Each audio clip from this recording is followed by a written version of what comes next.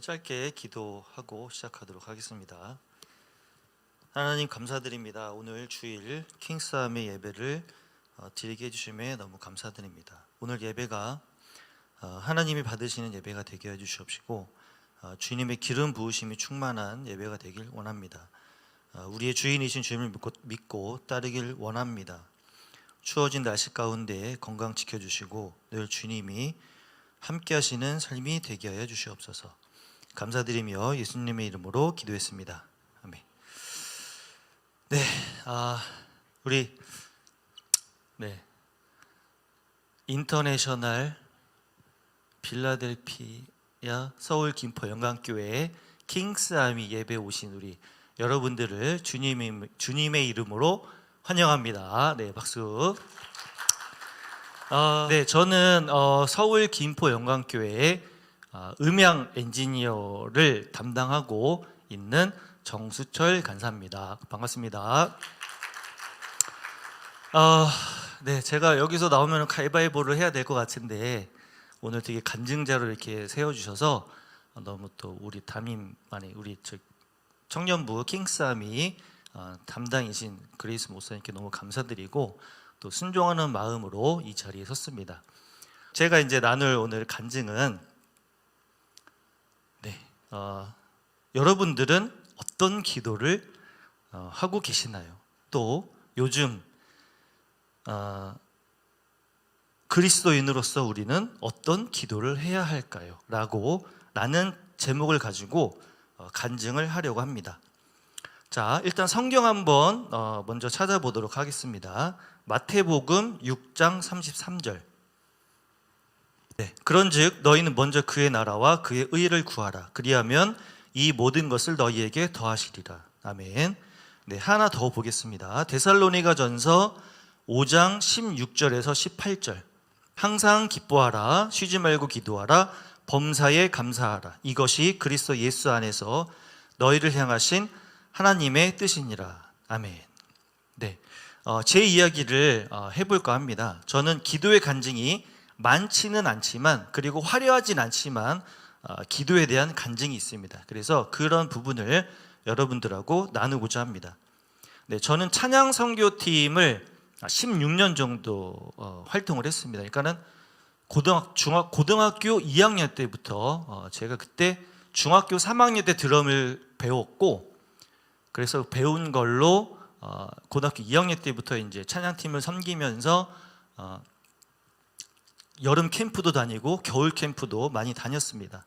근데 고3 때도 항상 그랬기 때문에 아버지의 걱정은 많았죠. 네가 지금 고등학교 3학년인데 맨날 드럼이나 치고 다니. 저는 모태신앙이에요. 네, 아버지도 신앙이 좋으시고 어머니도 신앙이 좋으신데 그때 고등학교 때만큼은 아버지가 조금 엄하게 얘기를 하셨던 게 기억이 납니다.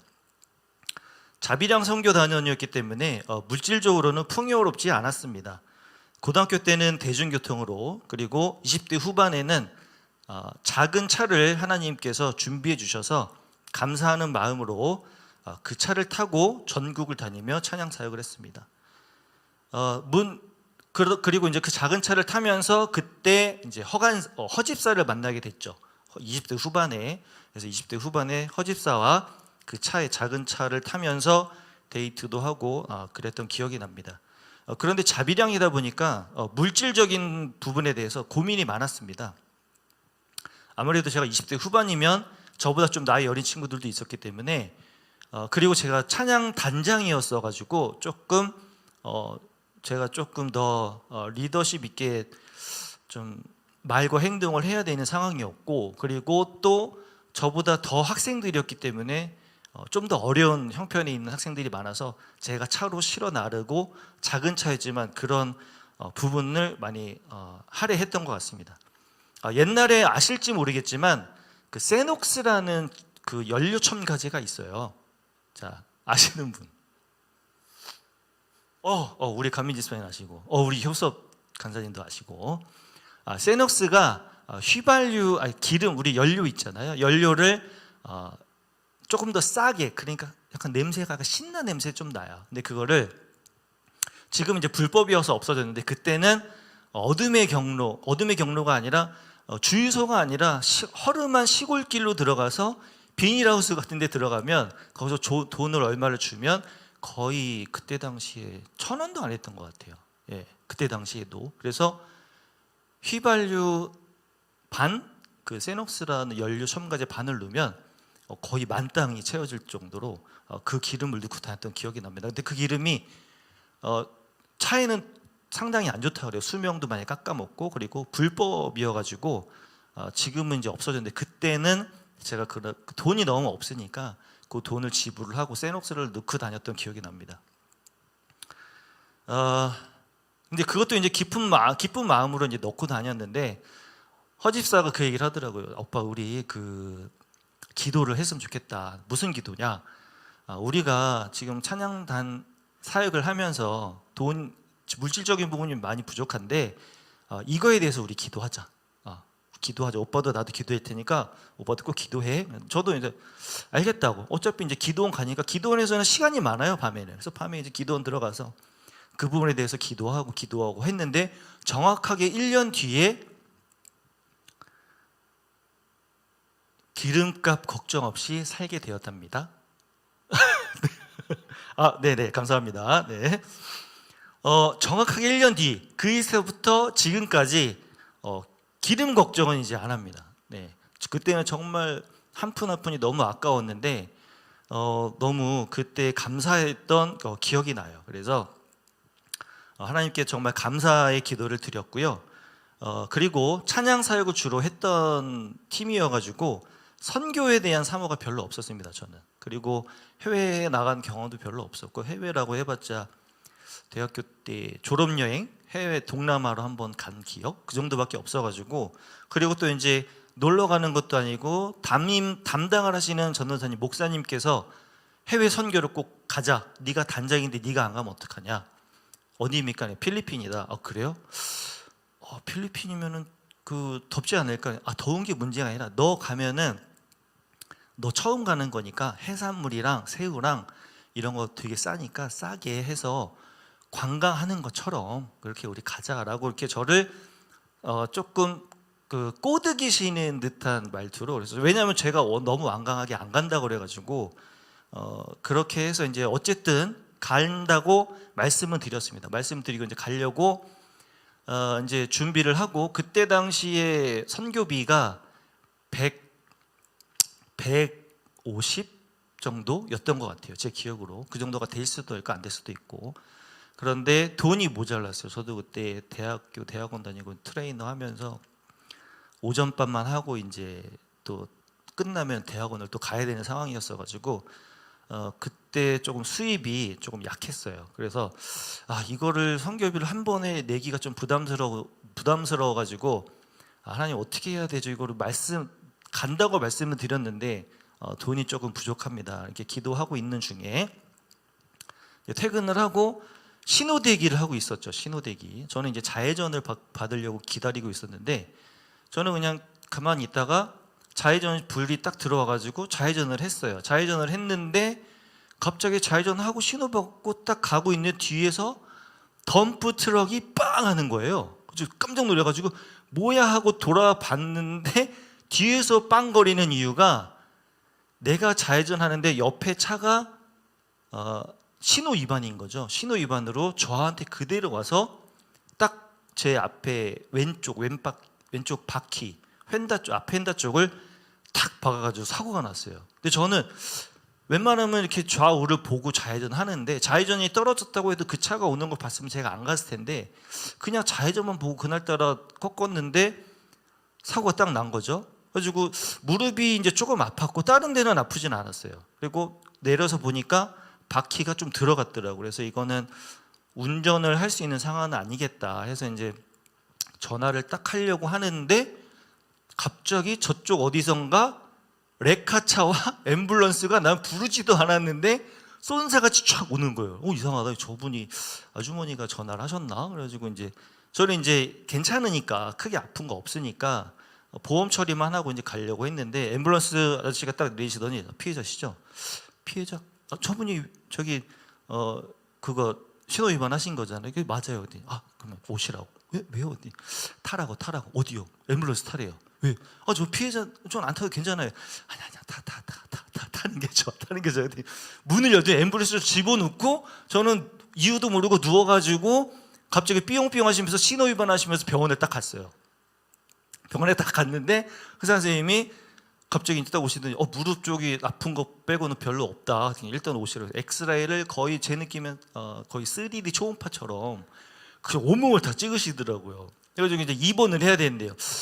입원을 해도 되나? 나는 괜찮은데 이상하네. 입원을 하고 있는데 딱 보니까 이렇게 그런 분들이 다 이렇게 침상에 계시더라고요. 그래서 이건 좀 하나님께 죄송하다. 그래서 저는 오랫동안 입원을 못할 것 같습니다. 저 또 하는 일도 있고 또 가야 되는 상황이어가지고 가야 될 것 같습니다. 그랬더니 3일만 입원해라. 3일을 입원하고 끝나고 이제 딱 와가지고 다음날 정확하게 제가 80만 원이 모자랐거든요. 선교비가 정확하게 80만 원이 딱 입금이 됐어요. 그래서 그걸로 선교를 갔습니다. 네, 그래서 그러면 안 되는데 저는 뭐 제가 일부러 그런 건 아니고 아저씨가 타라고 그래가지고 이것도 하나님의 하나의 또 응답이 아니실까 그런 또 생각을 합니다. 그래서 그때 그런 이유로 그런 경험을 했었던 기억이 나서 되게 하나님께 또 감사드리고 그리고 선교를 이제 갔는데 문제는 가서가 문제가 아니라 일정이 다 바뀐 거예요. 무슨 식당 이것도 없고 그냥 도시 빈민촌에 가서 선교를 할 거다. 가지고 각 가정을 돌면서 신방을 할 거다.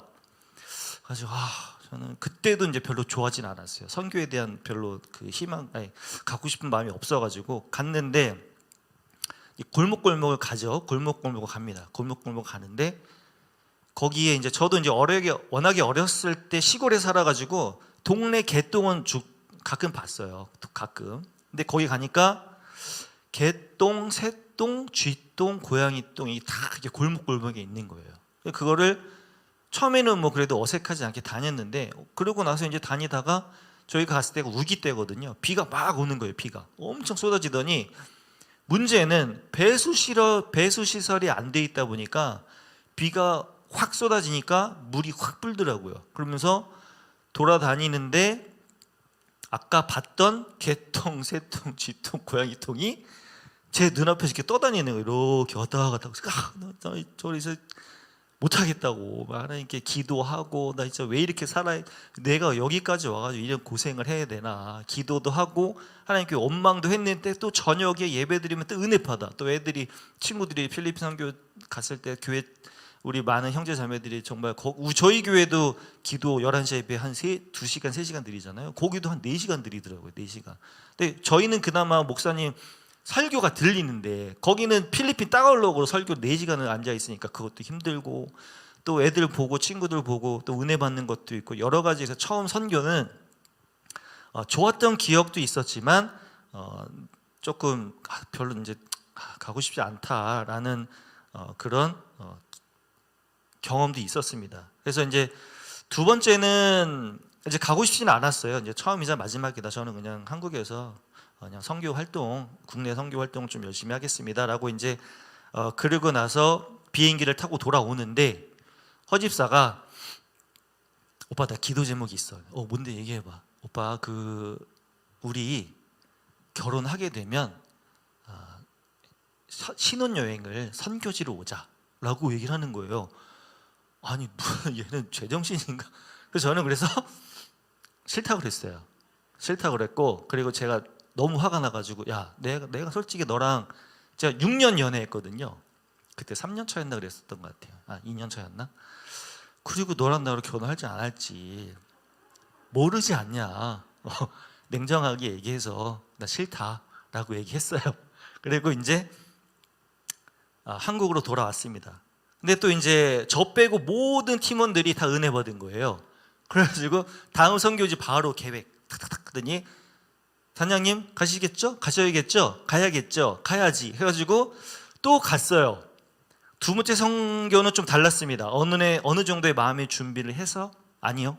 아니면 덜 힘들어서? 아닙니다. 가면 갈수록 갈 때마다 더 힘들었습니다. 그때는 섬으로 갔어요. 민도로라는 섬인데 원주민을 만나러 간대요. 그런데 차로는 못 간대요. 걸어서 3시간을 걸어가면 된대요. 그런데 거기가 강인데 화산 폭발이 있어가지고 화산재가 강을 덮어서 물과 모래와 이런 게 섞여 있어가지고 우리 바닷가 가서 모래사장 걸어가도 힘들잖아요. 그런데 물이랑 그 화산재가 덮여 있는 곳이어가지고 더 힘들었던 거죠. 발은 푹푹 꺼지고, 그 다음에 허집사는 제가 모든 짐을 다 들었어요. 그래가지고 배낭이 여기까지 왔는데 여기까지 이렇게 딱 배낭 여기까지 딱 높이가 정확하게 3시간 걸어가면 된다고 해서 걸어갔는데 한 2시간 걸었나? 그래서 이제 1시간만 가면 되겠구나 해가지고 가는데 비가 막 오는 거죠. 비가. 그리고 비에다가 모래, 바람까지. 그러니까 거기가 화산재가 엄청 가볍잖아요. 그래가지고 화산재 날리고 비 맞고 그리고 눈을 감으나 뜨나 앞은 똑같고. 그런데 현지 목사님은 달을 보고 가신대요. 그런데 달이 없어졌어. 비가 와가지고 3시간짜리를 6시간에 걸쳐서 도착을 했습니다. 6시간. 왜냐하면 목사님, 그 현지 목사님이 달이 안 보이니까 길을 헤매신 거죠. 그래서 가고 있는데 허집사가 갑자기 이제 이 사단이 났어요. 다리가 아프대요. 그래서 왜 그냐 그랬더니 이 쪼리를 신고 온 거예요. 그 멋부린다고 해가지고 그 옛날 이태리 로마 병정들이 신는 그 가운데 갈라져 있는 쪼리인데 거기도 실리콘이에요. 실리콘 맨발로 걸으면 엄청 쓸려가지고 나중에 이 그 살 까지고 이런 거 아시죠? 딱 보니까 그게 된 거예요. 울글불글 난리가 난 거죠. 근데 밤이야. 우리가 가면 지금 수십 명은 가고 있는데 우리는 여기서 못 가면 다음날 저분들이 우리 데리러 올 때까지 하루 종일 아무것도 못 먹고 기다려야 돼요. 여기서. 그래도 못 가겠대요. 렌즈까지 낀 거예요. 모래바람이 렌즈에 들어가니까 눈을 못 뜨죠. 당연히. 울고불고 못 가겠다고 막 발 동동 그리고 저는 막 가자고 밀고. 그래서 제가 신발 벗어 그랬어요. 신발 벗기고 쪼리를 제가 들고 제가 신고 있는 신발을 신겼어요. 그리고 앞이 안 보이니까 어차피 눈 감으나 뜨나 똑같으니까 선글라스를 끼웠죠. 이거 쓰고 눈 감아. 그 다음에 긴 수건이 있어가지고 허집사 손에 감고 제 허리에 감았어요. 그리고 제가 제 배낭에 허집사 아시죠? 네. 저 몸을 제가 끌고 저는 발이 뭐죠? 맨발로 푹푹 커지는 발. 그 다음에 막 자갈밭도 있더라고. 따고 하면서 이제 끝까지 6시간에 걸쳐서 도착을 했습니다. 도착을 했는데 정말 그곳은 옛날 그 잃어버린 세계 아시죠? 잃어버린 세계. 저기서 티라노사우루스가 나올 것 같이 생겨가지고 깎아지는 절벽이 너무 멋있는 거예요. 여기 동네라고? 그랬더니 원주민이니까 곳곳에 숨어 있는 거예요. 이렇게 안 보여. 근데 집이 저기서 모이네. 갑자기 우르르 나무에서 사람들이 나오고 막 들어가고. 그리고 통조림을 가져갔더니 그 사람들이 이제 바닷가를 거의 못 가는데요. 평생. 그래서 통조림 되게 좋아하고 생선 좋아하고 비린내 되게 좋아하고 그리고 평생 안 씻고 그랬는데 그분들 이제 보고 그때 이제 교회를 개척하는 시기여가지고 교회 개척하는 거 도와드리고 그렇게 해서 이제 내려왔는데 그때 저는 몰랐거든요. 저는 그때 급박한 상황이었잖아요. 얘 아니면 허집사 아니면 못 데려가니까. 근데 나중에 허집사 얘기하더라고요. 그때 오빠랑 결혼을 결심했대요. 그래? 그랬니? 왜 그러냐 그랬더니 제가 이렇게 챙겨주는 모습을 보고 이 사람이면은 결혼해도 되겠다. 극한의 상황이었잖아요. 근데 저는 그때 그냥 이 허집사한테 잘해주려고 한 것도 아니고 그냥 안 되면 안 되니까 지금 아니면 안 되니까 그래서 이런 상황에 또 이런 또 매력 포인트가 생기는구나. 그래서 우리 남자 형제들도 나중에 그런 일이 있으면 그 나의 해방일지 아시죠? 구씨가 되게 친데레잖아요. 안 하는 척하면서 해주고 뭐 냅킨 안 챙겨주는 척하면서 쓱 갖다 챙겨주고 이런 거를 조금 우리 남자 형제들도 나중에 이제 좋은 우리 여자친구나 아니면 결혼하실 분이 생기면 한번 그런 것도 좋은 경험이 될 것 같습니다. 그런데 아까 그 처음에 제가 뭐라고 말씀드렸죠? 허집사가 신혼여행을 선교지로 가겠다고 한 거를 제가 얘기를 해서 신혼여행지를 선교지로 갔습니다. 제가 얘기해서. 정말 큰 발전이죠. 저는 하와이 가고 싶었거든요. 왜냐면 장모님이 이제 너네 신혼여행 가니까 어느 정도 보태줄 테니까 갔다 와라 했는데, 저희는 그러면은 어머님 선교지로 가겠습니다. 그래? 근데 바로는 아니고 보라카이 갔다가 보라카이 갔다가 첫 예배를 선교지에서 드리겠습니다 해가지고 갔어요. 첫 예배를 드리러 갔는데 11시 예배를 마치고 우리 애기들이 이제 한 7, 80명이 오는데, 거기서 어느 조그만 여자 애기가 혼자 저기 구석에 무릎 꿇고 이제 기도하면서 찬양하는 거예요. 근데 우리 왜 이렇게 어울리지 못하고 저기서 기도를 할까? 그랬더니 나중에 허집사가 그 친구한테 가더니 안아주고 또 얘기하고 이렇게 하더라고요. 그래서 나중에 보니까 아기가 선천적으로 안구가 없는 아기였던 거죠. 그래가지고 그 친구를 보고 이제 허집사는 너무 이제 극렬한 마음에 그 친구를 안고 엄청 울면서 기도하고 예배하더라고요. 근데 그 친구가 되게 신기한 건 예배 율동은 아니고 찬양, 그다음에 말씀을 다 외우고 있더라고요.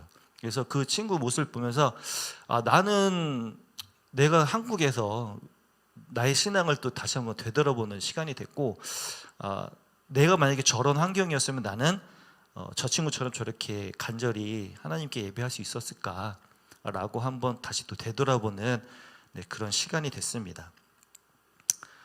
저희 부부는 그곳에서 예수님의 복음을 늘 감사하고 또 선교지를 사모하는 마음을 주셨습니다. 저희 부부에게. 그리고 저는 기도했어요. 저희가 선교지를 이제 갈 수 있도록 하나님께 하나님 우리 선교지 이제 자주 가고 싶어요라고 기도하니까 정확하게 이제 1년에 5번 이상 매해 5년을 넘게 아무 때나 갈 수 있게 되었습니다. 그게 이제 그 당시에 허집사가 사업을 하고 있었거든요. 근데 이제 그 사업이 잘 된 게 아니고 그냥 딱 그 정도만 주셨어요. 선교 갈 수 있는 만큼만, 그 정도만 허락을 하시더라고요, 하나님께서. 그래서 저희는 그 선교지에서 하나님의 비전도 보고 우리 부부가 나아가야 될 방향도 보게 되었습니다. 그리고 저희 교회 박영민 목사님도 선교를 항상 열심히 하시고, 그 다음에 그 다리 놓는 브릿지 사역을 하시잖아요. 저도 우리 교회에서 가는 선교를 꼭 가고 싶은 생각을 항상 하고 있고 기도는 하고 있습니다. 근데 이제 아직은 하란이가 이제 아직 어려서 못 가고 있는데, 저희는 그 우리 담임 목사님께서 하시는 그 브릿지 사역이 얼마나 중요하고 그리고 얼마나 감사하고 영광된 일인지는 저희는 충분히 알고 있습니다. 그래서 저희는 또 다른 은혜가 저희들한테 넘치길 원하고요. 선교지를 가기 전에 하나님께 마음을 구하고 사모함을 여러분들도 한번 구해 보십시오. 물질은 중요하지 않습니다. 그리고 저는 그때 알았습니다. 기도를 많이 했는데 다 들어주시지는 않으시구나라는 것도 느꼈습니다. 이 간증을 하는 이유는 올바른 기도, 그러니까 기도는 막 하지만 올바른 기도란 무엇일까라고 고민도 많이 했습니다. 돈을 달라고 하면 안 주시고요. 로또 사고 나서 하나님 로또 당첨되게 해주세요. 안 되는 거 알고 계시죠? 그리고 이 기도는 정말 많이 했습니다. 예쁜 여자 만나게 해달라고, 예쁜 배우자 만나게 해달라고. 저는 구체적으로 기도했습니다. 고등학교 때부터. 키는 어느 정도 했으면 좋겠고, 그리고 음악을 했었으면 좋겠고, 성격이 똑부러졌으면 좋겠고, 눈이 컸으면 좋겠고, 쌍꺼풀이 있었으면 좋겠다. 그리고 이런 기도를 많이 했는데, 근데 구체적으로 했는데도 불구하고 전달이 잘 안 됐는지, 이게 키는 크진 않고요. 예, 우리 허집사가. 근데 눈은 참 이쁘죠. 예, 눈 동그랗게 쌍꺼풀 있고. 그리고 허집사가 이제 그리고 음악을 전공했잖아요. 그래서 이거 맞아. 그렇지. 이 하나님은 외모를 중요시 여기시는 분이 아니구나. 그리고 똑 부러지는 성격 너무 좋습니다. 이게 너무 똑 부러져가지고 어떨 때는 좀 찔릴 때가 있어요. 제가 이렇게 어떨 때는 저를 팍 찔르는데 아픈데 그래도 똑 부러지니까. 왜냐하면 제가 좀 우유부단한 성격이거든요. 그래서 되게 똑 부러진 성격, 그리고 우리 또 예쁜 하란이를 낳아주셔서 너무 감사드리고, 눈도 되게 크고 쌍꺼풀 있고, 예, 음악하고, 네, 키는 조금 작지만 그래도 지금보다는 날씬했습니다. 지금보다는 그때 통통해가지고, 네, 되게 남자 형제님들이 되게 많이 좋아했어요. 그래서 네, 그런데 우리 제가 말씀드리고 싶은 거는 우리 중고등부 시절부터 구체적으로 기도하면 좋을 것 같아요. 저도 그냥 제가 한 게 아니라 저희 담임 목사님께서 얘기하셨죠. 어렸을 때 배우자 놓고 기도해라, 뚜렷하게 기도해라, 구체적으로 기도해라. 근데 그게 정말 맞는 것 같습니다. 자, 그러면 야고보서 4장 3절 한번 보실까요? 구하여도 받지 못함은 정욕으로 쓰려고 잘못 구하기 때문이라.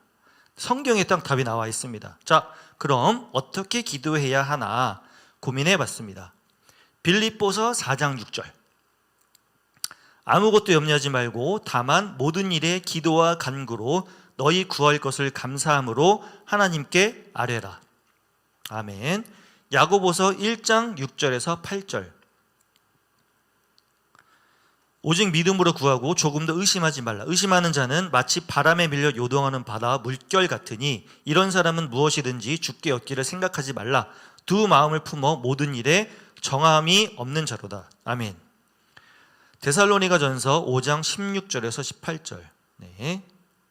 자, 항상 기뻐하라, 쉬지 말고 기도하라, 범사에 감사하라. 이것이 그리스도 예수 안에서 너희를 향하신 하나님의 뜻이니라. 이렇게 기도하라고 합니다. 네. 자, 그리고 이제 마지막으로 중보 기도에 대한 부분을 말씀드리고 싶습니다. 세상의 다른 어떤 종교와도 그리스도인으로 다른 점이 있다면 그건 바로 중보 기도라고 생각합니다. 여러분, 최고의 중보자는 누굴까요? 네, 바로 예수님이시죠. 로마서 8장 34절. 누가 정죄하려 죽으실 뿐 아니라 다시 살아나신 이는 그리스도 예수시니 그는 하나님 우편에 앉아 계신 자요 우리를 위하여 간구하시는 자시니라. 아멘. 디모데전서 2장 5절. 하나님은 한 분이시요 또 하나님과 사람 사이의 중보자도 한 분이시니 곧 사람이신 그리스도 예수라. 아멘. 어릴 때 저 시골교회 담임 목사님께서는 중보 기도는 절대 땅에 떨어지지 않는 기도라고 하셨습니다. 저희 가정에 정말 축복된 아기 하란이가 이제 18개월째 접어들었는데요. 태어났죠. 저랑 허집사만 빼고 우리 담임 목사님, 청년부 킹스아미 담임 목사님이신 그레이스 목사님, 그리고 우리 서울 김포영광교회 담임 목사님이신 목사님께서 수많은 중보를 해주셨습니다. 저희가 교회 처음에 와서 한 해, 두 해가 지나고 나서 항상 태의 문을 열어달라고 기도하고 계신다. 그리고 우리 또 여러 권사님들, 네, 저기 계시는 김경영 권사님께서도 많은 기도를 해주셨던 걸 저는 알고 있습니다. 그래서 그 여러분들의 중보 기도로 인해서 태어난 아기가 우리 저 뒤에서 엄마 품에서 자고 있는 하란입니다. 40일 작정 기도하실 때도 항상 기도하고 있어요 라고 말씀해 주셨던 것도 기억이 납니다. 그리고 이제 지금 생각해 보면 너무 감사한 일이죠. 왜냐하면 그때는 저희는 애기? 주시면 안 주시면 이런 그런 마음이 좀 있었던 것도 사실이에요. 근데 지금 우리 하란이를 보면 좀 더 빨리 낳을 걸, 40 넘어서 낳지 말고 좀 더 빨리 낳을 걸이라고 후회는 좀 됩니다. 그런데 좀 달라진 게 있습니다. 지금은 매일 저랑 허집사는 하란이를 위해서 기도합니다. 중보 기도를 해요. 또 다른 느낌이더라고요. 우리 부모가 되신 우리 분들도 계실 거고 저 뒤에 앉아 계시는데 둘이 기도할 때와 우리 아기를 위해서 기도할 때는 또 다른 마음이 듭니다. 그리고 눈물도 나요. 정말로요. 결혼 안 해봐서 아직 모르실 겁니다. 안 하신 분들은 이런 기분 느껴보실 분들은 결혼하셔서 꼭 자녀를 낳아보시기 바랍니다. 그리고 제가 40 넘어서 낳았잖아요. 공감하실 거예요. 절대 빨리 낳으십시오. 네, 힘듭니다. 네. 자, 다른 이를 위한 진심으로 하는 기도는 그리스도인으로서의 가장 아름다운 기도라고 생각합니다. 세런들은 셀장, 우리 샤마시들을 위해 기도하고 간사님들을 위해 기도하고, 기드온은 여호수아 군대를 위해, 여호수아 군대는 기드온 군대를 위해서 중보하는 것이 정말 중요하다고 저는 생각합니다. 그리고 부모가 자녀를 위한 기도, 자녀가 부모를 위한 기도, 기도의 힘으로 우리는 살아가고 있습니다. 저는 의심이 많은 사람입니다. 이 말을 참 신뢰하는데 세상 사람들은 이렇게 말하죠. 생각보다 세상 사람들은, 우리가 살고 있는 사람들은 다른 사람에게 크게 관심이 없습니다. 공감하시죠? 네, 맞습니다. 그냥 앞에서 어떻게 그랬구나 이것만 해주지 돌아서면 잊어버립니다. 네, 세상 사람들은 그래요. 하지만 그리스도인들은 그러면 안 된다고 생각합니다. 성경에 중보 기도의 훌륭한 본이 되는 인물이 있습니다. 다니엘서 9장에는 제가 살짝 요약해서 말씀드리겠습니다.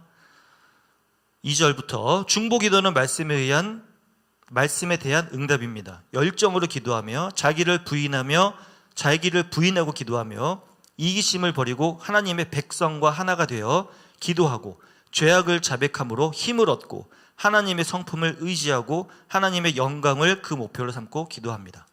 아멘. 하나님께서는 그리스도인은 다니엘처럼 나의 죄를 고백하고 사랑의 눈으로 그들을 위해 기도하고 그런 사람이 되어야 된다고 말씀하셨고, 항상 우리가 가야 할 곳, 하나님의 나라를 구하고 늘 감사하는 사람이 되어야 한다고 저는 고백하고, 하나님께서도 그렇게 말씀하셨습니다. 오늘 이 간증문을 준비하면서 저 또한 요즘 기도가 많이 부족하다고 느낍니다. 하나님께서 저에게 이렇게 기도의 중요함을 늘 생각하고 체험까지 시켜주셨는데 저는 하나님 앞에 부족함을 고백합니다. 여러분도 아마 그러실 겁니다. 오늘부터 여러분도 기도의 깊은 의미들을 기억하면서 서로 기도를 나누고 어떤 기도를 하고 있는지 생각해 보시면 좋을 것 같습니다. 간증은 여기까지 하도록 하겠습니다.